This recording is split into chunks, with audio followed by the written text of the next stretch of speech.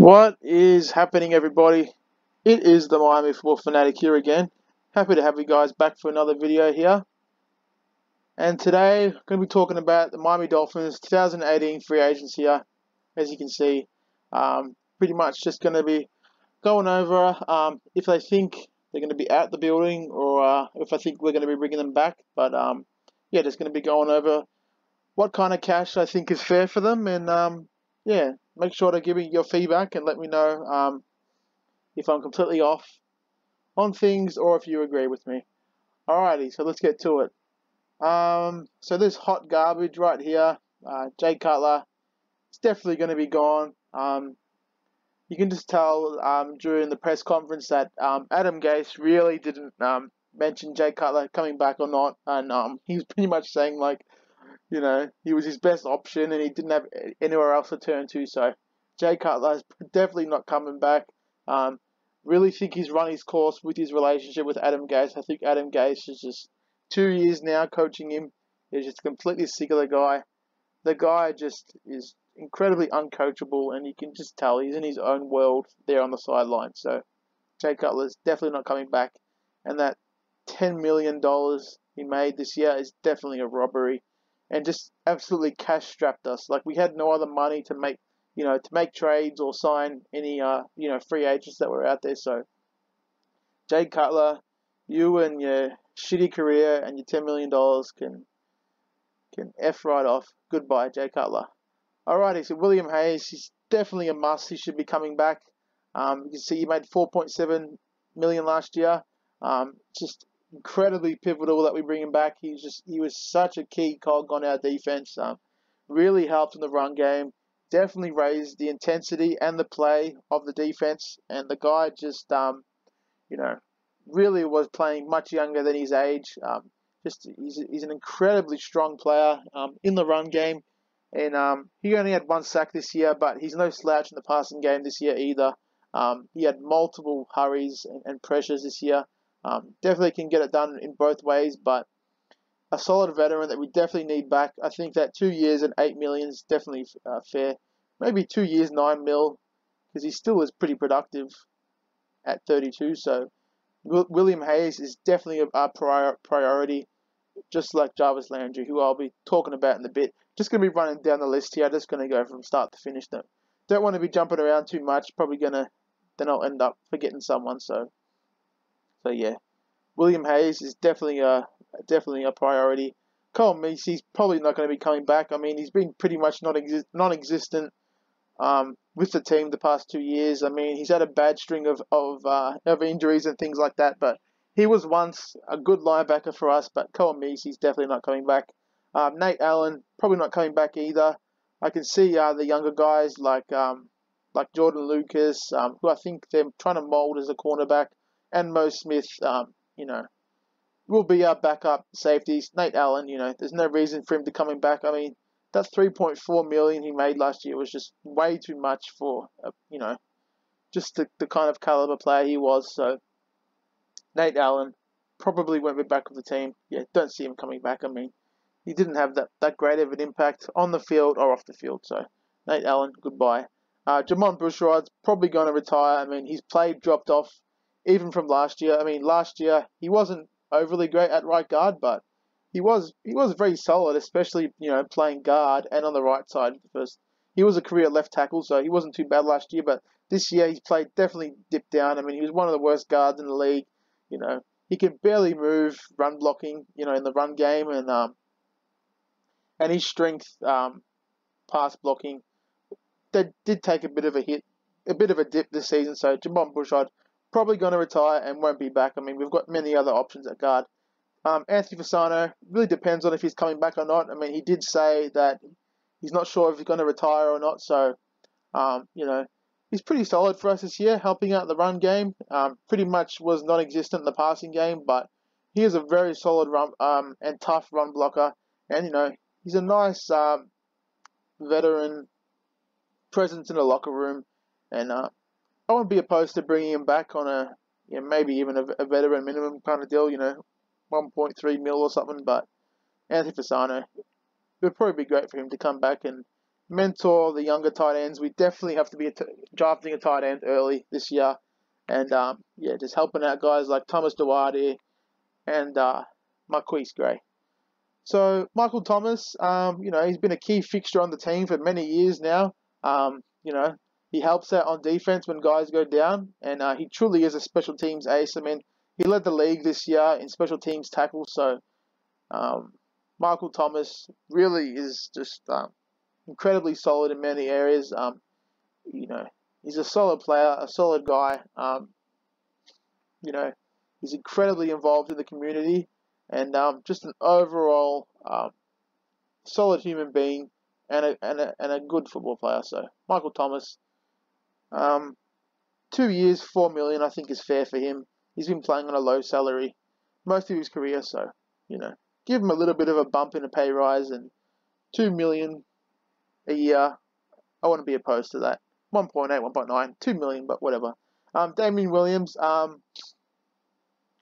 don't know. I'm kind of, I'm not really worried about bringing him back, or if he leaves. Like, we got other guys like Davion Smith and Brandon Radcliffe, and just want to see what those guys are made of. But, at the moment, we've probably only got like 4 running backs on the roster. So Damien Williams, he could be brought back as veteran insurance. I really want us to draft a running back this year, especially in the 3rd or 4th round.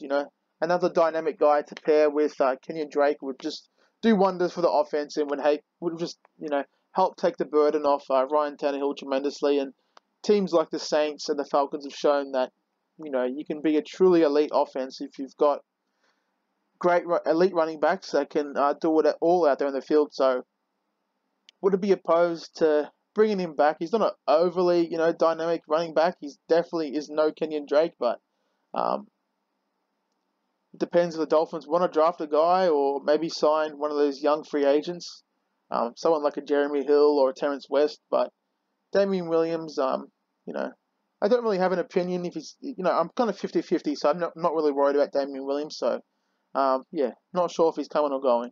Matt Moore, I think he's run his course there in the quarterback room. I mean, he wasn't really mentioned in the press conference, as being a backup to Tannehill. I'm sure if they wanted him back, if they really wanted him back, they would have, Gase would have mentioned him. I mean, he was mentioning David Fales much more than Matt Moore in the press conference, so I think he'd rather go with Fales as the backup, but we really have to draft. That's another offensive player, but we can't draft every position of need this draft, but if there's a guy there we love in the 1st, 2nd, 3rd round, maybe even 4th round, maybe even 6th round, I think 6th round's too late. You can't really find, besides Tom Brady, a great quarterback in the 6th round. So, the first half of the draft there, 1st, 2nd, 3rd, 4th round, really have to target a quarterback that we like. So, Matt Moore, probably not coming back. I mean, he has shown that he can't be the starter for extended periods of time. He has great moments here and there, especially when he came in for Jay Cutler at halftime. But Matt Moore, probably not coming back. John Denny, I mean, he does a tremendous job in his role. Wouldn't be opposed to bringing him back on that same salary right there. Just does his job well and helps out on punt coverage. He does a great job at the ripe old age of 39 here of helping out on punt coverage. So he's a great long snapper, and wouldn't be opposed to bringing him back. Ultron Werner was he had his moments earlier on in the season where he really struggled, but down the stretch he was a great, solid veteran corner for us. I think we could bring him back for the minimum, but we got Tony Lippett coming back, so we're going to have a bunch of solid corners. So don't really need to bring him back, but bring him back for the minimum, like $980,000 would be completely fine. Sam Young, same as Ultron Werner down the stretch. He started 6 games this year. He was very solid at right tackle. Did his job incredibly well. Him, Jesse Davis, and Sam Young held up that right side of the line incredibly well. Really didn't expect it from both those guys. Yeah, started 6 games there. The most snaps of his career. So really did his job. Did a nice job against Von Miller, the best pass rusher in the league. So um, Sam Young would be great to bring back as veteran insurance for um, either tackle spot. Okay, so Jarvis Landry right here. So this is the biggest fish in the pond right here. Our biggest decision in free agency. Just gonna show you here his market value. Just to set the tone of what I'm gonna say about Jarvis. But his current market value is 5 years, 70 million, and his calculated market value. Taking into account his age and his previous production and things like that. 5 years, 72, so pretty similar to 5 years, 70 million. But he's going to be making north of 14 million a year. We probably aren't going to be bringing him back, especially because he's been on such a low salary most of his career. He probably's been thirsty for that big money, but he has said that he wants to come back to Miami. So if he wants to come back to us, it's going to probably be about 5 years, 60 million, maybe between 60 and 65 would probably be the max. But he said that he wants to come back, and if he wants that that continuity with Ryan Tannehill, he's got he's got a great comfort level with Tannehill, as we all know. So if he wants to stay in Miami and just be with the guys that he knows, and just in a familiar setting, and just he'd probably be much more comfortable than going off to another team. So Jarvis Landry, if the deal's right for both sides, it definitely has to be coming back. But if a team goes berserk and offers him like 5 years, 80 mil, which might happen, or 75 million, he's definitely not coming back to the Dolphins. So Landry, he is my favorite player on the team, but if he does leave, we probably going to be seeing more of Jakeem Grant and Leonte Carew, or we could be drafting a receiver in the second or third round. There's plenty of very solid receivers in this class, especially after the first round. So David Fales, he played pretty well at that last game against the Bills. We just signed Brandon Doughty to another it's called a future contract, whatever that means. I think that just means that both sides have agreed to signing a deal once March comes around or something like that. But David Fales, it sounds like Gase does have confidence in him being the backup to Tannehill, but that definitely shouldn't be the case. We really have to be drafting a young, talented quarterback this year, preferably in the second, third, or fourth round. Maybe in the first round if we fall in love enough with the prospect and just really think that they can be great insurance if Tannehill goes down, or someone to compete with Tannehill in camp. So, which Tannehill's never really had. He's never had to really compete with anyone. Only during his first year in 2012. He probably wasn't going to start, but was it David Garrard, I think was his name, was going to start, but Tannehill only started because of injury. But he really hasn't had any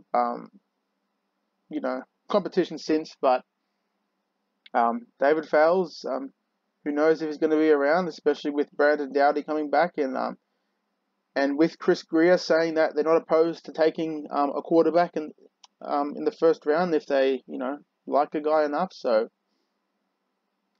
who knows if David Fales? Not really bothered if he comes back or not. Walt Aikens really is a special teams ace.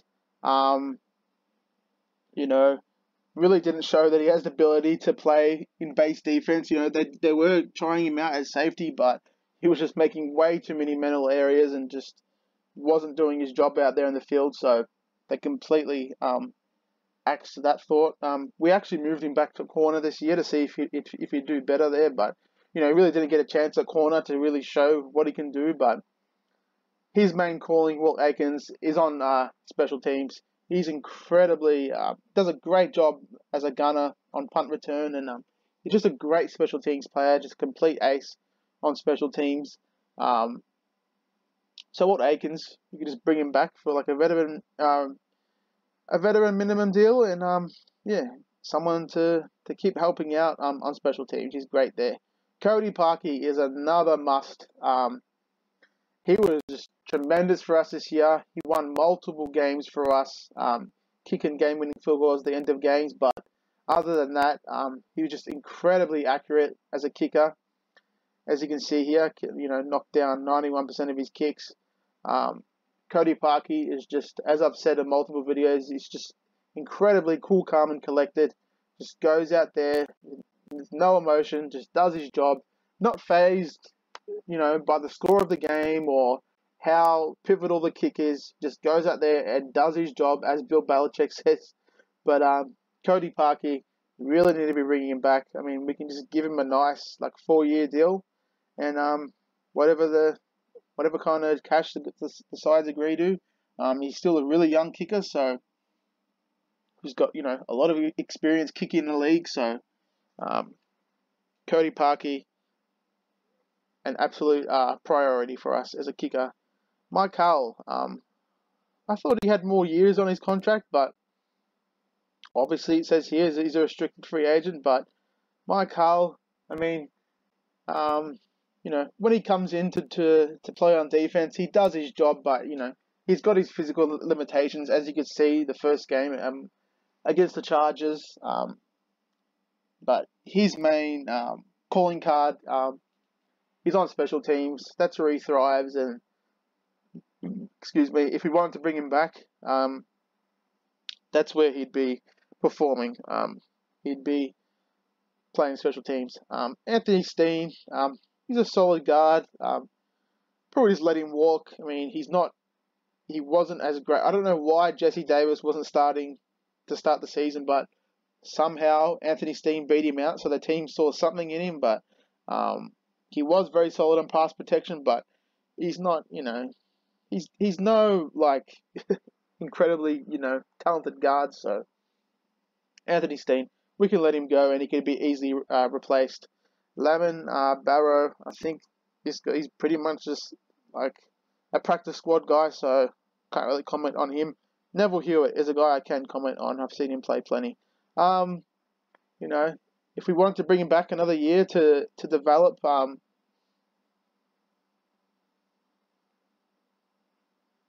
it's saying why is it changed to be determined here? Oh, okay. Oh, that's been there the whole time. Okay, never mind. I just got sidetracked by to be determined, but yeah, free agents here. But back to Neville Hewitt. Yeah, if we want to bring him back to develop more, he had his flashes last year on defense, especially against the Patriots, but he's not overly great on special teams or anything like that. But if we wanted to bring him back to develop more, I mean, he's got great physical traits as a linebacker, so maybe that will be enough to bring him back. Gabe Wright, I really like the way he played the last game of the season against the Bills. He could be another guy we could bring back to further develop. Terrence Fede, he's been around for 4 years now. I mean, he's only had 1 sack in his career. He has had his moments in the special teams, but I mean, it really hasn't had a fair shot really on defense, so we haven't really seen an extended stretches what he can do. But it has been 4 years now, so if he was, a nice player, he probably would have got more of a chance. But 7th round pick, is probably going to be gone. And I'm not sure what this exclusive restricted free agent. What does that mean entirely? Does that mean that he's not really sure, but just going to go over it. Jordan Lucas, I mean, pretty good on special teams. Not really worried if we bring him back or not. I mean, he was a draft pick last year, so he might be coming back next year to get more of a look. Teams, especially the Dolphins, do like to keep the draft picks around to develop further. Jake Brendel, I really liked what I saw from him at center. We'll just have a quick look here if he started any games, but when he came in for Pouncey, I really liked the way he performed. He was very solid. Didn't give up any sacks or anything like that. Didn't start any games, but Jake Brendel, really liked what I saw from him when he was in for Pouncey. So yeah, I'd like to see him back. Rashawn Scott, there's probably a reason he's been around for a couple of years. But I'd really like to see just Leonte Carew getting the chance now. It is his third year, and there's a reason he was a third-round pick, Leonte Carew. We just have to give him a chance to really show what he's made of. So Rashawn Scott, especially that because we got Drew Morgan and Malcolm Lewis, so there isn't really a reason to have Rashawn Scott around, even though he has gotten activated to the active roster last year and this year. Really haven't seen him, so Leonte Carew has to be given. We have to put much more faith in Leonte Carew than we are Rashawn Scott. So yeah, that's all the free agents for this upcoming free agent period. So yeah, that's pretty much my analysis on what I think the situation should be with all the players. So yeah, just the major priorities are William Hayes, Cody Parkey, and Jarvis Landry. They're the three main guys, and then maybe you could put Damien Williams in there, but those guys are an absolute must to come back in the team. We have to have them back. So yeah, let me know if you think other guys are much more of a priority. But yeah, that's it for this one. As always, fins up, baby. Adios, amigo.